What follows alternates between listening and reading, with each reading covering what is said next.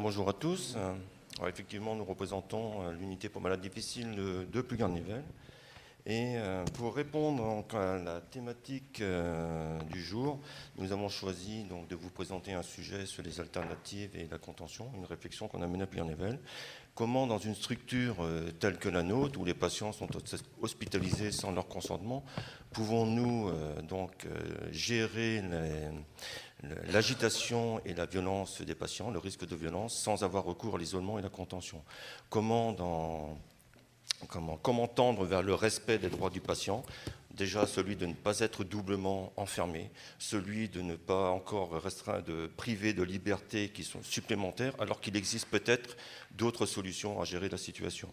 Bref, comment faire en sorte que l'isolement et la contention ne deviennent que des pratiques de dernier recours, comme nous le demande l'article 72 de la loi 2016, et comme nous le recommande aussi la Haute Autorité de Santé et le Contrôleur général des lieux de privation de liberté, qui stipule que tout doit être mis en œuvre pour favoriser l'apaisement des patients. Alors, de quelles alternatives parle-t-on?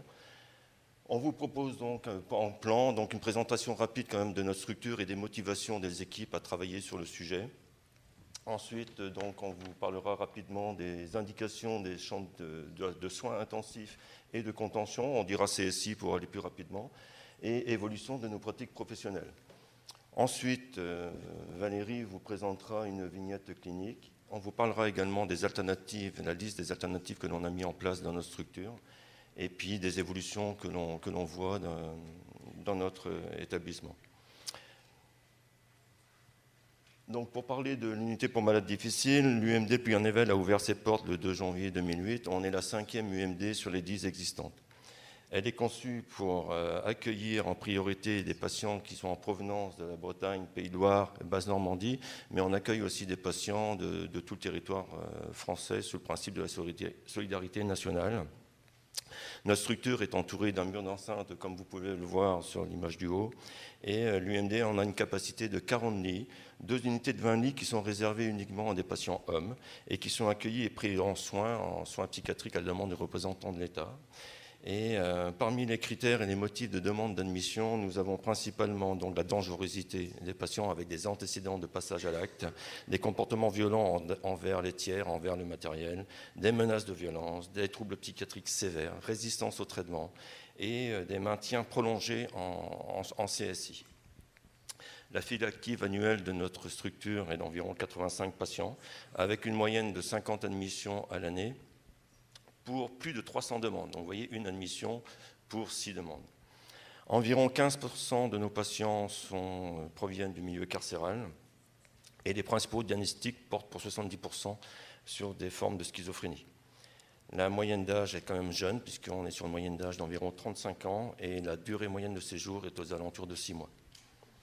Donc, l'UMD dispose d'équipements qui permettent d'assurer sur place de nombreuses prises en charge, puisque dans notre établissement, nous avons des ateliers d'ergothérapie, nous avons un plateau de sport, nous avons la psychomotricité, nous avons un espace social avec la cafétéria et de salle d'activité cuisine, et j'en passe.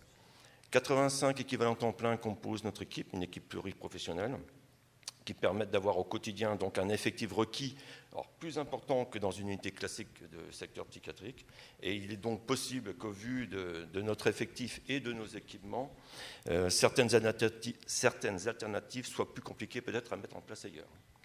Mais ce qui importera, c'est donc les réflexions qui seront portées par chaque équipe, chaque unité, chaque établissement, et ce qui amèneront donc à proposer de nouvelles prises en charge des patients en cas d'agitation et de troubles du comportement. Concernant les motivations de l'équipe, donc notre UMD est doté de 4 CSI, 4 chambres de soins intensifs, 2 par unité, et la réflexion soignante sur la prise en charge ou la prise en soin des patients dans ces chambres a bien entendu été toujours présente, comme probablement dans vos établissements.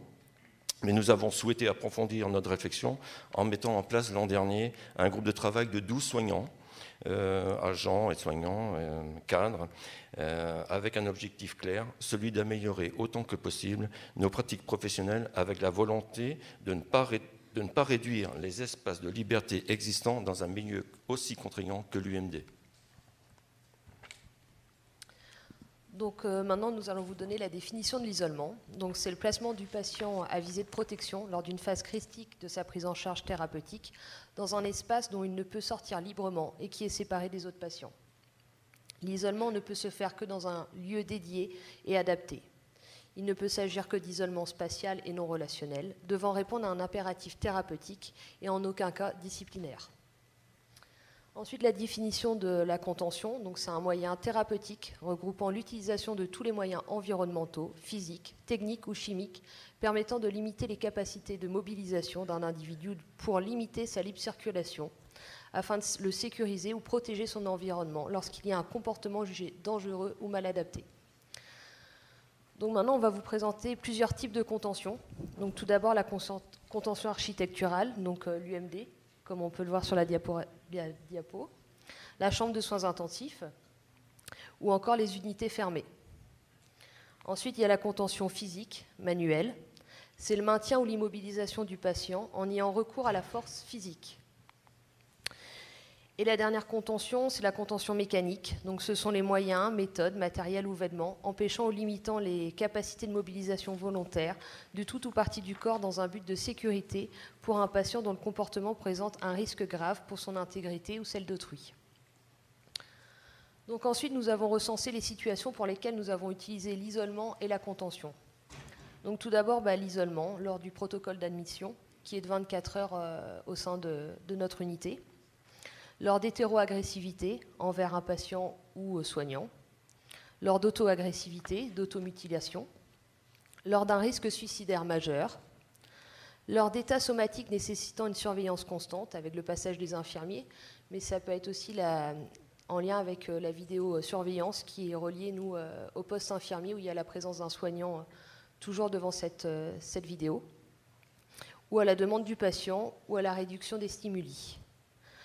Pour la contention, on va retrouver à nouveau celle de l'isolement, avec en plus le risque de chute, ou alors la sortie en espace jour lorsque le patient, lorsqu'il y a un risque vraiment de passage à l'acte qui reste très élevé. Après ce recensement, donc, comment avons-nous évolué dans nos pratiques pour tenter de réduire l'isolement et la contention ? Ce qui était certain, c'est qu'il existe une réelle dynamique des soignants pour essayer de réduire l'isolement et la contention au maximum, que les interventions soignantes sont autant que possible centrées sur les émotions du patient. On insiste sur ce point en s'appuyant sur les méthodes de la formation Oméga, et nous avons la chance d'avoir 4 formateurs Oméga à l'UMD et un formateur également sur l'hôpital, et Caroline en fait partie. Que l'équipe se concerte pour rechercher des alternatives à la CSI et à la CSI. Est-ce qu'on n'a pas vraiment d'autres façons de gérer une situation pour laquelle on aurait peut-être rapidement utilisé l'isolement ou la contention ? Nous essayons également de privilégier les temps de retour sur l'événement en équipe, comprendre ce qui s'est passé, est-ce qu'on aurait pu faire autrement, et proposer des actions correctives. Nous développons aussi au sein de la structure le maximum d'activités dans l'unité, à la cafétéria ou en ergothérapie. Et nous avons aussi mis en place depuis 1 an et demi, et ça fonctionne vraiment très bien, c'est des ateliers de gestion de crise qui permettent de se familiariser aux techniques d'intervention, de la désescalade. Il s'agit d'un atelier d'1 heure que l'on met en place tous les 15 jours, si on peut du moins, avec un groupe de 8 à 12 personnes, des soignants, des stagiaires, des CDD et éventuellement même des intérimaires. Diverses situations sont ainsi simulées dans un lieu spécifique, dans un lieu qu'on a défini dans la structure, avec l'objectif d'amener les participants à trouver une solution d'apaisement, à proposer des alternatives afin de développer des compétences de désescalade. Et ces ateliers sont également ouverts aux soignants du centre hospitalier, et comme ça on a les soignants des 2 structures, ça permet aussi d'enrichir les échanges et de parler d'une situation qui était difficile. Et enfin, nous avons supprimé du protocole d'admission la période de 24 heures qui était systématique avant. Maintenant, nous allons vous proposer de vous présenter une situation que chaque soignant à l'UMD a en référence. Celle d'Ali, pour qui l'alternative a été de proposer une solution acceptable pour lui. Donc tout d'abord, je pense qu'il est important de faire une présentation de ce patient. Donc c'est un patient très impressionnant physiquement, plus de 1,80 m pour 90 kg de muscles, avec un lourd passé tant en psychiatrie qu'en milieu carcéral. Un diagnostic de troubles psychotiques aigus et transitoires est posé avec une dominante interprétative et paranoïaque associée également à une forte tendance psychopathique. C'est son 3e séjour à l'UMD en 5 ans. Cette brève description est nécessaire afin de démontrer qu'en fonction du physique d'un patient, mais aussi du fantasme ou de la réalité de son histoire, nous pouvons être plus promptes à chercher ou accepter certaines alternatives. Donc, je vais vous présenter la situation. Donc, Ali est depuis quelques jours plutôt désorganisé avec des idées interprétatives et des attitudes de dominant, véhiculant de l'inconfort chez les autres patients, mais aussi chez les soignants. Depuis le petit déjeuner, ça va crescendo, malgré les interventions des infirmiers. Puis au déjeuner, vers 13h, il devient de plus en plus déstabilisant. Il invective sans retenue, exprime des menaces et promet de mettre tout le monde à genoux. Ses poings sont serrés et l'équipe craint clairement le passage à l'acte hétéro-agressif. L'équipe se concerte et décide qu'Ali doit rejoindre sa chambre. À 13h15, l'équipe en nombre fait alors sortir tous les patients de la salle à manger et signifie à Ali que son état nécessite un retrait en chambre jusqu'à avis médical. Ali n'est pas content mais finit par accepter, invectivant au passage tous les personnels présents. À 13h30, une fois en chambre, donc les portes de nos chambres sont fermées. Le patient s'agite, crie, insulte, frappe les murs, la vitre et la porte. À 13h45, 2 soignants sont toujours présents dans le couloir à tenter de le calmer sans succès. Après concertation, ils décident de briser le contact visuel et verbal. Rapidement, le patient n'ayant plus ce contact s'apaise un peu, mais nous restons toutefois dans la zone. À 14h, le médecin se rend auprès d'Ali, accompagné de 2 infirmiers. D'autres soignants restent à distance. Le psychiatre parle quelques minutes avec Ali. La tension psychique est extrême, mais il accepte de prendre un traitement Péros, afin de reprendre l'entretien plus posément par la suite, après les effets du traitement. Elle lui précise « Je reviens vous voir dans 30 minutes ». Le médecin donc revient à 14h30, comme prévu, au chevet d'Ali, avec 2 soignants. Le médecin ouvre la porte de la chambre, mais rapidement nous nous rendons compte que le patient est loin d'être apaisé. Malgré notre présence à la porte, Ali s'impose pour sortir de sa chambre. Nous n'avons pas essayé de l'en empêcher. Il se retrouve alors avec nous dans le couloir, nous mettant en grande difficulté car Ali présente toujours une tension extrême avec des idées interprétatives. Le médecin tente à plusieurs reprises l'acceptation du patient pour retourner en chambre, ce qu'il refuse, jurant qu'il n'y retournera plus. La situation est extrêmement tendue. Ali veut retourner dans l'espace jour, mais il ne cherche pas pour autant à se diriger vers la porte du couloir qu'il pourrait pourtant défoncer. Peut-être a-t-il vu la présence d'autres soignants à proximité. Au fil des échanges, un infirmier note à 2 ou 3 reprises qu'Ali répète « J'ai promis que je n'irai plus dans cette chambre ». Il semble alors avoir capté une information, cette promesse, à qui? Est-ce délirant? Donc l'infirmier signifie d'un petit geste au médecin qui prend le relais, ce que le médecin accepte. L'infirmier dit à Ali « Il me semble que tu as promis que tu n'irais plus dans la chambre 5 ». Ali confirme et l'infirmier donc poursuit « Puisque tu as promis que tu n'irais plus dans la chambre 5, si tu veux, la chambre 19 est libre ». L'acceptation est immédiate d'Ali et Ali s'y rend sans difficulté. À 16h, Ali sera revu par le médecin et ressort de chambre apaisé.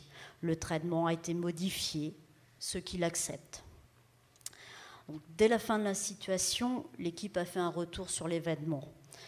Plusieurs soignants étaient rassurés de ne pas avoir eu à intervenir physiquement et s'accordaient tous pour dire qu'imposer le retour du patient dans sa chambre aurait généré de la violence physique avec des risques de dommages collatéraux et aurait entraîné une perte de confiance et d'adhésion aux soins. D'ailleurs, dès le soir, Ali a remercié l'infirmier de l'avoir compris et de lui avoir proposé une situation acceptable. Ali dira « Nous sommes tous sortis la tête haute, moi j'ai tenu ma promesse, et vous avez fait en sorte que je retourne en chambre. » L'infirmier aura retenu un mot, une phrase, une situation qui peut sembler insignifiant, mais qui ne l'est pas tant que ça. Donc ce qu'on peut retenir, c'est que la situation elle a été gérée surtout sans mise en chambre de soins intensifs et sans intervention physique de l'équipe soignante. Le patient a finalement pu s'apaiser, verbaliser une certaine satisfaction du déroulé de l'intervention, renforçant ainsi la relation de confiance envers l'équipe soignante. D'où l'importance de prendre du temps d'écouter, de comprendre, de se centrer sur les émotions du patient et de ne rien banaliser. Prendre du temps pour gagner du temps, le temps pris pour apaiser une situation est du temps de gagner par rapport au temps qu'il aurait fallu concernant la prise en charge d'un patient en chambre de soins intensifs. Alors on vient de voir une situation où l'alternative a fonctionné avec ce patient, elle n'aurait peut-être pas fonctionné avec un autre patient. Alors, ce qu'on vous propose, c'est bien sûr une liste d'autres alternatives qui ont fonctionné. Et bien sûr, cette liste n'est ni exhaustive ni hiérarchisée, bien sûr. Elles doivent être surtout adaptées à une réalité de terrain, adaptées et être individualisées à chaque patient et à chaque situation. Donc, voici quelques alternatives. Donc, pour anticiper la gestion d'éventuelles agitations, donc l'infirmier référent peut prévoir des entretiens pour rechercher avec le patient, ce qui permet de le calmer. Certains sont tout à fait en mesure de nous dire ce qui fonctionne chez eux. La priorité, c'est d'être à l'écoute du patient en se focalisant sur ses émotions, vérifier une information venant du patient, ça peut être l'hospitalisation d'un proche, un décès, ou alors aussi proposer dans la mesure du possible un entretien médical, psychologue, assistante sociale. À l'UMD, on utilise souvent l'expression être carré rond, donc c'est-à-dire arrondir le cadre de la structure, assouplir certaines règles quand c'est possible. C'est ce qu'on vient de voir dans la situation précédente. Ça peut être aussi avancer la prise du traitement quotidien, donner le traitement si besoin. On peut également laisser le patient crier. On aurait pu vous parler d'une autre situation, un autre patient qui était frustré de ne pas avoir accès à la cafétéria, qu'on a laissé crier dans l'unité. Après plusieurs minutes, il a fini par se calmer, s'apaiser, de pleurer également, ce qui a permis de reprendre par la suite l'événement avec lui.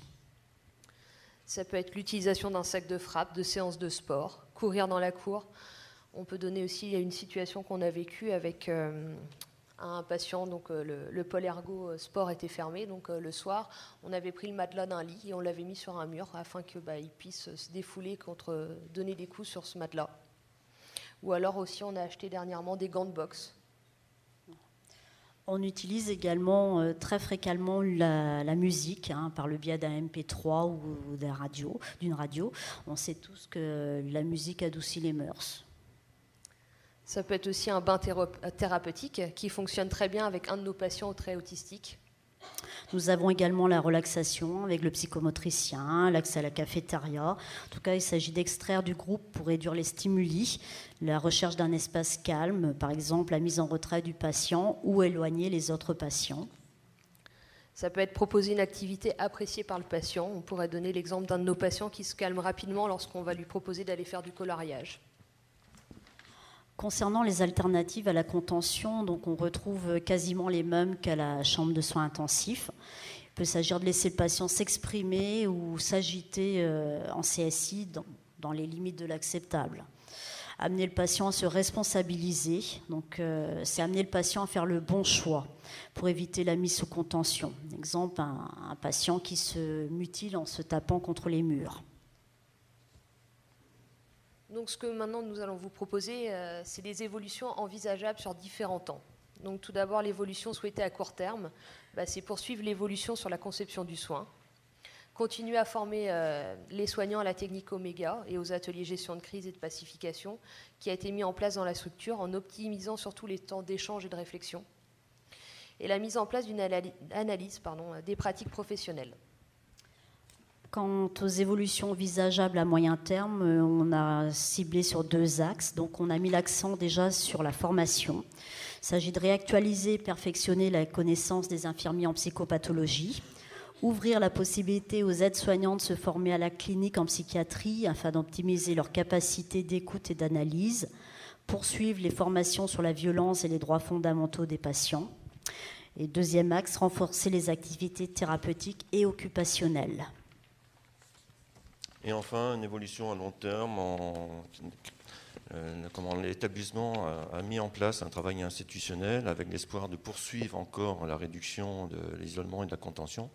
Et il y a un groupe de travail, donc CHS, UMD, qui planche sur le projet de création d'espaces d'apaisement Il s'agira donc aussi d'une amélioration architecturale qui va privilégier aussi le confort et le bien-être afin de favoriser l'apaisement, si possible, du patient et aussi l'alliance thérapeutique. Alors, il faudra sans doute réfléchir et imaginer cet espace. Est-ce qu'il faut en faire un défouloir ou un lieu zen, le capitonnage des murs, la déco, donc une réflexion qui a vraiment bien débuté, et de définir dans quelle situation on utilise cet espace, qui est donc du coup normalement sur le libre accès du patient qui veut y aller. Ce n'est pas imposer cet espace. Donc voilà, et puis bon voilà quelques photos. Pour l'instant, c'est des photos qu'on nous, à l'instant, on n'a pas encore défini ce qui sera, puisqu'il faut déjà établir aussi tout ce qui sera budgétisé, mais on est en train de voir. Ce sont des exemples qu'on a pu trouver dans d'autres établissements. Et en cas d'échec des alternatives, parce que hélas, des fois on n'a pas de choix, il faut malgré tout utiliser l'isolement et la contention. Donc on va retrouver nos mots d'ordre, favoriser l'apaisement, réduire le temps d'essai ici et éviter la contention. Et aussi une réflexion, je pense, qui est nécessaire, c'est voilà, il y a des protocoles qui sont mis en place dans tous les établissements, mais est-ce que pour autant il faut retirer les effets du patient? Est-ce que pour autant il faut le mettre en pyjama? Je crois qu'il faut adapter à chaque situation. Bien sûr, si possible, favoriser l'accès à la musique et puis avoir une cour attenante, c'est quand même un peu mieux. Si pour le patient, quand même lui donner accès à une cour, c'est quand même un peu mieux. Après, c'est la mise en CSI ou contention, faire verbaliser bien sûr le patient sur le vécu de ce moment, et également pour les soignants un retour en équipe sur l'événement pour analyser et voir si on n'aurait pas encore pu faire autrement et un peu mieux, du moins encore peut-être. On y réfléchit toujours, on met toujours en place le temps de réflexion. Et dernier point, voilà, là c'est vraiment très récent, c'est pour l'année 2017, puisque le groupe de travail, on disait que ça faisait donc un an et demi qu'on avait mis ce groupe. Ce qu'on peut constater, c'est que le premier semestre, donc dans chaque unité, on a 2 unités, donc unité 1, unité 2. Le premier semestre, on avait des chiffres, vous voyez, les valeurs étaient beaucoup plus hautes que le second semestre. Donc les valeurs sur le côté gauche sont en nombre de mesures prises. Ceci dit, c'est à prendre avec toute précaution parce que c'est également, nous on a mis ce groupe de travail donc à l'UMD, mais sur le CHS, on retrouve également des valeurs qui vont vraiment sur des valeurs qui sont beaucoup plus basses. Donc sans doute aussi il y a l'évolution de la conception du soin des équipes, il y a également la loi qui est arrivée et puis les réflexions sur les groupes de travail. Et c'est aussi patient dépendant. On se rend compte que certains mois, vous avez vu le mois de juin pour l'unité 2 et le mois de février pour l'unité 1, on a vraiment des pics. Et c'est parce que voilà, des fois, on a des patients qui sont dans des situations vraiment très compliquées et que c'est difficile de faire autrement, mais c'est vraiment 1 ou 2 patients peuvent tout de suite plomber la courbe. Voilà.